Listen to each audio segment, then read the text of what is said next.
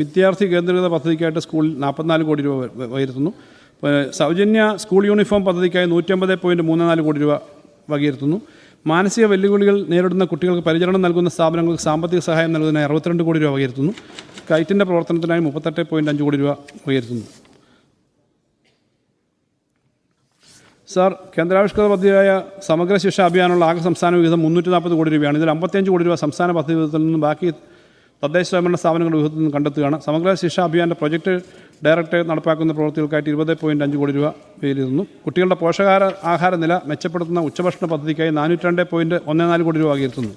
ഇതിൽ കേന്ദ്ര വിഹിതത്തിന് ആനുപാതികമായിട്ടുള്ള സംസ്ഥാന വിഹിതമായിട്ടുള്ള 150 കോടി രൂപയും പാൽമുട്ട ഉൾപ്പെടെയുള്ള അധിക ചെലവുകൾക്കായി 242.14 കോടി രൂപയും വകയിരുത്തുന്നു. സാർ, ഉന്നത വിദ്യാഭ്യാസ മേഖലയിൽ വിവിധ പദ്ധതികളുണ്ട്. അതിനകത്ത് എല്ലാ കാര്യവും വായിച്ചതായിട്ട് കരുതും എന്ന് ഞാൻ കരുതുന്നു. സാർ, എല്ലാ സർവകലാശാലകളുടെയും കേരള സർവകലാശാലയുടെ വിവിധ പ്രവർത്തനങ്ങൾക്ക് 37.2 കോടി രൂപ, കോഴിക്കോട് സർവകലാശാലയ്ക്ക് 33.8 കോടി രൂപ, മഹാത്മാഗാന്ധി സർവകലാശാലയ്ക്ക് പദ്ധതി വിഹിതമായി 38.4 കോടി രൂപ, ശങ്കരാചാര്യ സർവകലാശാലയ്ക്ക് 22.05 കോടി രൂപ, കണ്ണൂർ സർവകലാശാലയ്ക്ക് 34 കോടി രൂപ, ലീഗൽ സ്റ്റഡീസ് 12.2 കോടി രൂപ എന്നിങ്ങനെ വിലയിരുത്തുന്നു. സാർ, തുഞ്ചത്തെഴുത്തച്ഛൻ മലയാള സർവകലാശാലയുടെ കെട്ടിട നിർമ്മാണം, വിദ്യാർത്ഥികൾക്കായിട്ടുള്ള ഹോസ്റ്റൽ നിർമ്മാണം തുടങ്ങിയ വിവിധ പ്രവർത്തനങ്ങൾക്ക് 11.35 കോടി രൂപ വകയിരുത്തുന്നു. ഉന്നത വിദ്യാഭ്യാസ മേഖലയിൽ മികവിൻ്റെ കേന്ദ്രങ്ങൾ സ്ഥാപിക്കുന്നതിനായി 13.4 കോടി രൂപ വെക്കുന്നു. സാർ, ഒരു പുതിയ പദ്ധതി ഗവേഷണ രംഗത്ത് പ്രഖ്യാപിക്കുകയാണ്.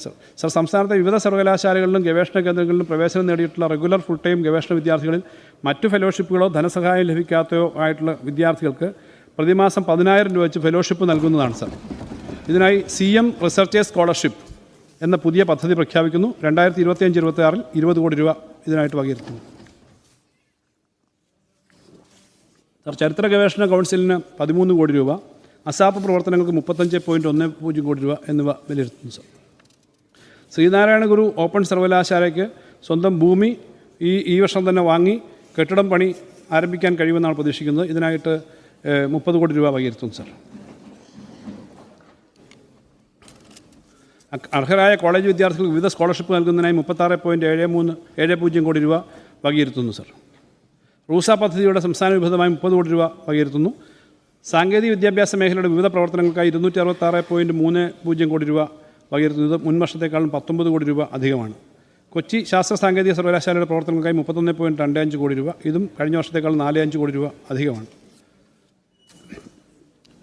APJ അബ്ദുൽ കലാം സർവകലാശാലയ്ക്ക് 24.10 കോടി വകയിരുത്തുന്നു. സാർ, IHRDക്ക് 32.50 കോടി വകയിരുത്തുന്നു. പുതിയ ക്യാമ്പസ് ഇൻഡസ്ട്രിയൽ പാർക്കുകൾ ഡെവലപ്പ് ചെയ്യുന്നതിനായിട്ട് 10 കോടി രൂപ അധികമായി വകയിരുത്തുന്നു. എഞ്ചിനീയറിംഗ് കോളേജുകൾക്ക് 40.30 കോടിയും സർക്കാർ പോളിടെക്നിക് വികസന പ്രവർത്തനത്തിന് 42.89 കോടിയും വകയിരുത്തുന്നു.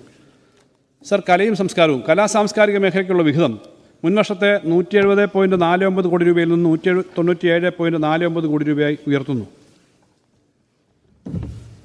Ramendran art gallery. സാർ, പ്രസിദ്ധനായ ചിത്രകാരൻ ശ്രീ രാമേന്ദ്രൻ അദ്ദേഹത്തിൻ്റെ ഏകദേശം 300 കോടി രൂപ വിലമതിക്കുന്ന ചിത്രങ്ങൾ സൗജന്യമായി സംസ്ഥാന സർക്കാരിന് കൈമാറുന്നതിന് അദ്ദേഹത്തിൻ്റെ കുടുംബമായി ധാരണ ഉണ്ടാക്കിയിട്ടുണ്ട്. ബഹുമാനപ്പെട്ട മുഖ്യമന്ത്രി തന്നെ മുൻകൈ എടുത്ത് അദ്ദേഹമായിട്ട് കാണുകയും ചെയ്തിട്ടുണ്ട്. അപ്പോൾ കൊല്ലം ശ്രീനാരായണ ഗുരു സാംസ്കാരിക സമുച്ചയത്തിൽ അതിനുള്ള ആർട്ട് ഗാലറി സ്ഥാപിക്കുന്നതിനുള്ള പ്രവൃത്തി പൂർത്തീകരിച്ചിട്ടുണ്ട്. അത് അവിടെ ആരംഭിക്കും.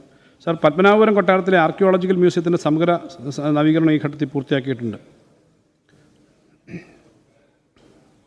സാർ, ജില്ലാതല പുരാവസ്തു പൈതൃക മ്യൂസിയങ്ങളുമായി ബന്ധപ്പെട്ട പദ്ധതിക്കായി 4 കോടി രൂപയും പുരാരേഖ വകുപ്പിൻ്റെ വിവിധ പദ്ധതിക്കായി പ്രവർത്തനങ്ങൾക്ക് 7.5 കോടി രൂപയും വകയിരുത്തുന്നു. സംസ്ഥാനത്തെ പുരാതന നിർമ്മിതികളായ കെട്ടിടങ്ങൾ സംരക്ഷിക്കാൻ 10 കോടി രൂപ വകയിരുത്തുന്നു.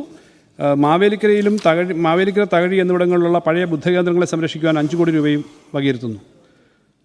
കാഴ്ചബംഗ്ലാവുകളുടെയും മൃഗശാലയുടെയും പ്രവർത്തനത്തിനായി 28.3 കോടി രൂപ വകയിരുത്തുന്നു.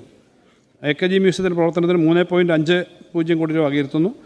സർ, ശ്രീമൂലം അസംബ്ലിയായി പ്രവർത്തിച്ചിരുന്ന അയ്യങ്കാളി ഹാൾ പഴമയും പാരമ്പര്യവും നിലനിർത്തി ആധുനിക രീതിയിൽ നവീകരിക്കുന്നതിന് 1 കോടി രൂപ അനുവദിക്കുന്നു. സർ, തിരുവനന്തപുരത്ത് തെരുവുകളിൽ നടപ്പിലാക്കിയ ആർട്ടീരിയ പദ്ധതി മറ്റ് നഗരങ്ങളിലേക്ക് വ്യാപിപ്പിക്കുന്നതിനായി 2 കോടി രൂപ വകയിരുത്തുന്നു.